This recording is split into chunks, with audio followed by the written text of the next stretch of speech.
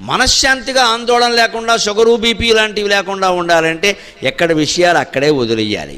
ఏదో ఓ పెళ్ళికో పేరెంటానికో వెళ్ళాం, అక్కడ మనని సరిగ్గా పట్టించుకోలేదు ఎవరు, అంతే.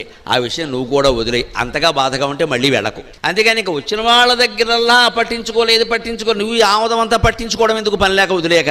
వాడు పట్టించుకోని వాళ్ళు బాగానే ఉన్నారు, కానీ మనం దీన్ని పట్టించుకోవడం వల్ల ఒంట్లో జబ్బులు పెరిగాయి. లేదు మన ఇంటి పెళ్ళికి ఎవరో వచ్చారు, కొందరు బహుమతులు ఇస్తారు, కొందరు ఇవ్వరు, మర్చిపోయి రావచ్చు, లేకపోవచ్చు, ఇబ్బంది పడవచ్చు, మనం అడగకూడదు.